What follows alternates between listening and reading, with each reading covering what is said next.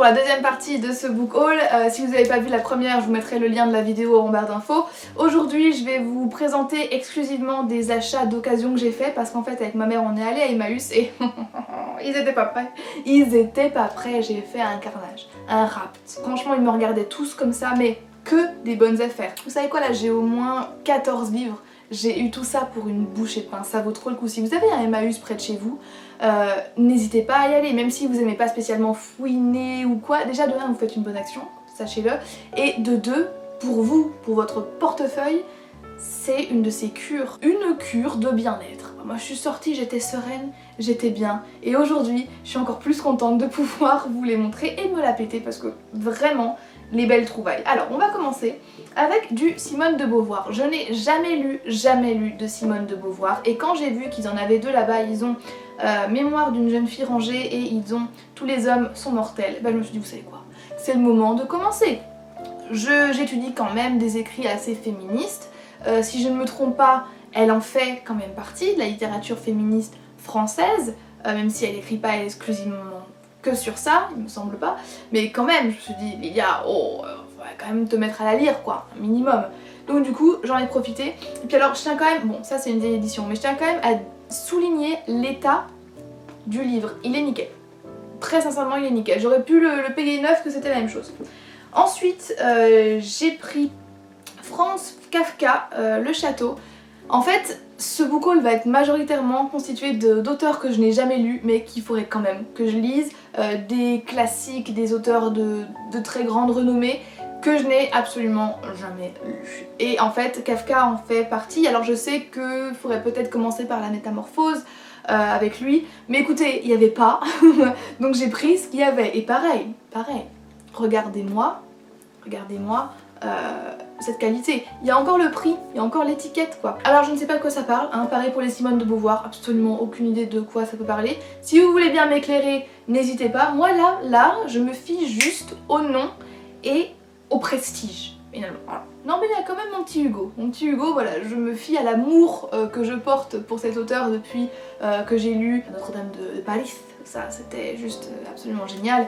Et en fait, quand je travaillais en librairie, c'est vrai qu'il y avait Les Travailleurs de la mer de sa bibliographie qui me tentait énormément. Et là j'ai trouvé, alors c'est pas la meilleure version du livre, on va être d'accord, c'est assez vieux. Je crois qu'il y a une étiquette là, il y a marqué encore que c'est en francs. Mais d'un autre côté, c'est le texte intégral. Au final, un classique, ça reste un classique. Et puis il était là, donc j'allais pas non plus cracher dans la soupe. Quel est le prénom de cette personne? J'en ai absolument aucune idée. Jean-Marie, Georges, JMG Leclésio. En fait, moi je le connais que sous son nom de famille, Leclésio en fait. Mais JMG, je ne sais absolument pas. Jean-Marie Georges. Jean-Marie...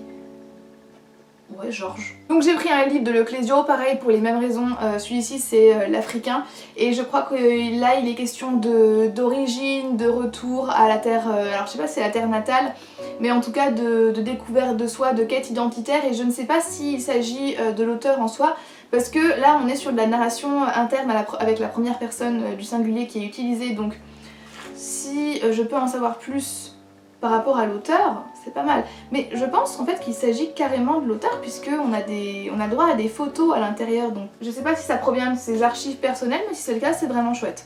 En tout cas je l'ai pris voilà surtout parce que je connais Leclésio de nom, encore une fois, j'ai jamais rien lu de lui et je voulais découvrir et puis si en plus là on est sur une thématique qui m'intéresse, je fonce. Alors là j'ai fait une bourde, mais franchement j'ai honte. J'ai honte mais je vais vous la raconter quand même parce que je trouve ça rigolo. J'ai pris du Erik Orsena. Dernière nouvelle des oiseaux. En fait j'avais en tête de lire un livre d'un auteur qui était mort il n'y a pas si longtemps que ça et en fait j'hésitais entre Orsena et Ormesson. Et il y avait les deux en fait à Emmaüs, il y avait aussi du Ormesson mais je sais pas pourquoi j'ai réussi à me persuader alors qu'en fait il suffisait que je me tourne vers la gauche à 30 degrés et que je demande à ma mère qui était mort il n'y a pas si longtemps, elle m'aurait répondu ah mais non je l'ai pas fait. Je l'ai pas fait, je suis restée dans mon mutisme et je me suis persuadée en fait que c'était Erik Orsena qui était mort il n'y a pas si longtemps et alors qu'en fait c'était Ormesson. Je pense pas que ce soit Eric. C'est une catastrophe cette deuxième partie de haul, qu'est-ce qui se passe? Non, c'est Jean d'Ormesson, hein, parce que Ormesson à soi c'est une ville, Lydia. Très bien. Donc bref, ce qui est sûr c'est que je me suis un peu trompée. Désolée Eric Orsena de vous avoir mis dans la tombe trop tôt, absolument désolée. Mais du coup la prochaine fois je saurai qu'il faut que j'achète du Jean Dormesson. Parce que c'est vraiment ça que je voulais acheter à la base. Mais c'est bien aussi, hein, c'est bien aussi de découvrir du Orsena, hein, voilà. Depuis que Louise en avait parlé sur sa chaîne il y a un petit moment, je crois, il y a peut-être un an, et bah j'ai envie de découvrir cet auteur. Et il y a pas très longtemps, quand j'étais à Porto avec mes copines, on parlait et tout, et elles m'ont dit que c'était un de leurs auteurs préférés, je me suis dit bon, bah, il serait peut-être temps que je commence à le lire. Il s'agit de Jean Telet.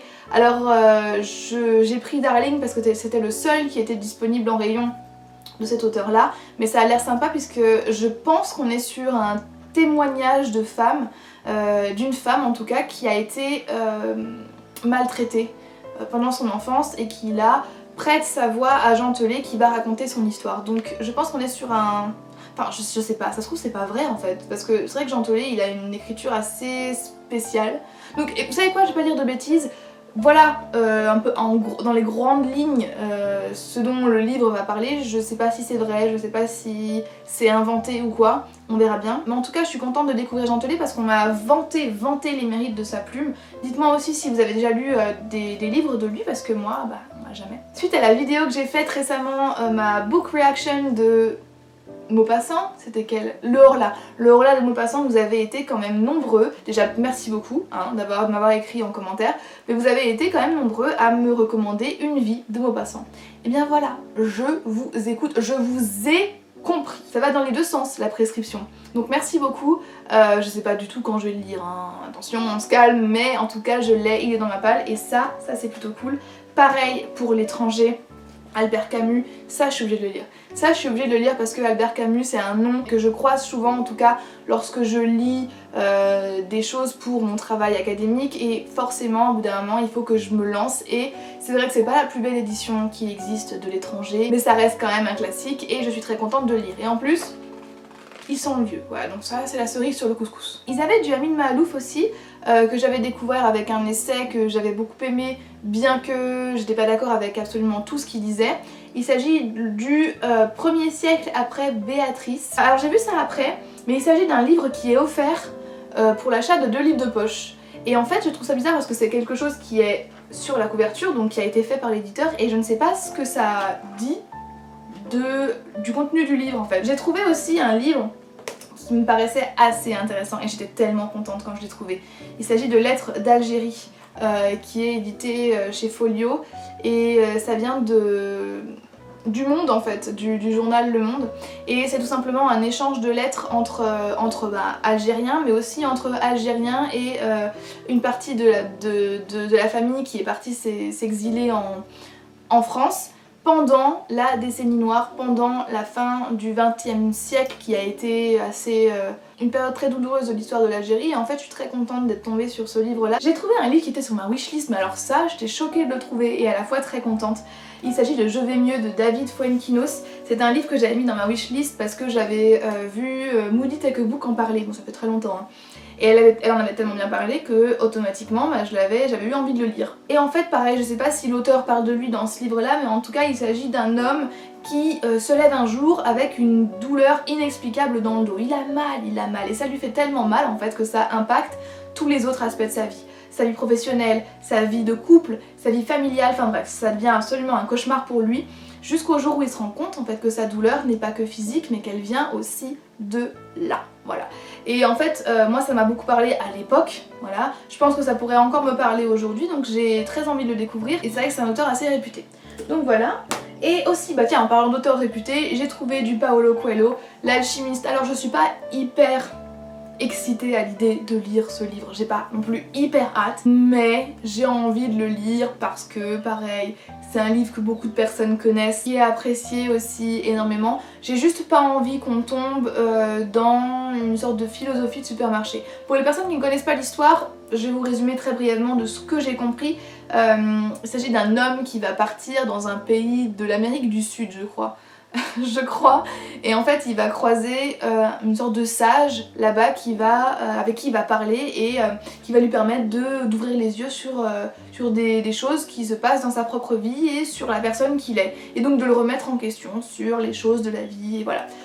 Je crois que c'est ça, ne vous fiez pas à ma définition, là je vous donne une définition parce qu'il faut quand même que je le fasse un minimum, mais ne vous fiez pas à ça. Je suis en règle générale assez friande de tout ce qui est thriller, un peu moins policier, mais alors thriller j'aime beaucoup. Et écoutez, j'ai trouvé ce livre là, alors c'est pas exactement un thriller, on est d'accord, mais il m'a beaucoup tenté. Il s'intitule Avec le diable de James Keen Hillel Levin. Voilà, on peut pas faire plus court comme nom. Déjà, je trouve que la couverture est très belle, on est sur les collections Point, prix du meilleur polar. Bon. Alors je vais vous dire pourquoi je l'ai pris. Là pour le coup, j'ai lu la 4e de couverture. Il s'agit d'un homme, je sais pas exactement l'âge de cette personne, hein. Un fils d'une famille, bon. On va dire un jeune homme qui a été arrêté pour trafic de drogue, enfin bref, sale histoire. Et en fait, la condition pour qu'il soit relâché, en quelque sorte, c'est qu'il parvienne à discuter avec un tueur qui a été emprisonné pour arriver à lui faire avouer d'autres meurtres qu'il aurait commis. Est-ce que j'ai bien expliqué? Le tueur a été inculpé pour un meurtre parce qu'on a réussi à prouver qu'il avait tué une personne, mais la police suspecte qu'il a tué plein d'autres personnes, au moins une vingtaine, et en fait on a besoin de ses aveux. Donc du coup ce fameux jeune homme qui a été arrêté pour de la drogue va être utilisé pour pouvoir discuter avec le tueur en série pour qu'il avoue qu'il a tué d'autres personnes et puis si possible qu'ils disent aussi où il les a tués, comme ça on retrouve les corps, c'est pas mal. Je viens, alors pour vous dire à quel point je lis pas la 4e de couverture, ils disent une histoire digne des plus grands thrillers dont les droits d'adaptation cinématographique ont été achetés par la maison de production de Brad Pitt. Donc, est-ce qu'il a déjà été adapté ce truc? C'est paru chez Sonatine en 2011. Donc je pense que depuis le temps, ils ont eu le temps de faire le film là. Et c'est une histoire vraie. Ceci est une histoire vraie, mais certains noms ont été modifiés. Donc c'est vachement cool. C'est pas un thriller, vous voyez, mais ça me paraît quand même vachement cool, en tout cas ça me donne envie. Et pareil, un livre qui me donne envie, alors que je pensais vraiment pas le lire, pour vous dire. Un livre qui faisait aussi pas mal de buzz quand je bossais en librairie, que beaucoup de personnes me réclamaient et qui marchait très bien. Il s'agit de Ta deuxième vie commence quand tu comprends que tu n'en as qu'une. Je ne lis pas les livres feel good, je mettrais ce livre dans la catégorie des livres feel good, mais écoutez, il était là. Il était là, il était en bon état, pareil, hein. Je trouve que franchement l'état des livres est absolument top. Et je me suis dit pourquoi pas? Pourquoi pas, sors un petit peu de ton cadre de lecture habituel. Bon, je vais essayer, je vais vraiment lui donner sa chance. Si ça marche pas, on verra. Et en fait j'ai vu que c'était une coach en créativité et développement personnel qui avait rédigé ce roman-là, et en plus c'est son premier roman. Donc je pense que celui-là je vais pas tarder à le lire, si ça se trouve je l'aurais même déjà commencé quand vous verrez cette vidéo. Mais je vais essayer de pas avoir trop d'a priori sur ce livre-là pour pouvoir l'aborder de manière la plus saine possible, et je vous en parlerai objectivement, promis. Et voilà, cette vidéo en 2 parties est enfin terminée. Écoutez, j'ai compté les livres, j'en ai au moins 23-24 là. Voilà, donc c'est très rare que j'achète autant de livres à la fois. Comme d'habitude, n'hésitez pas à venir discuter avec moi dans les commentaires et à me dire si vous avez lu un de ces livres, si vous l'avez aimé ou pas, ou si vous aimeriez le lire ou pas. Ça me fait toujours très plaisir de discuter avec vous. Sur ce, moi je vous remercie encore une énième fois d'avoir regardé cette vidéo et d'être actif sur ma chaîne, merci beaucoup, et je vous dis à bientôt dans une prochaine vidéo. Bye bye.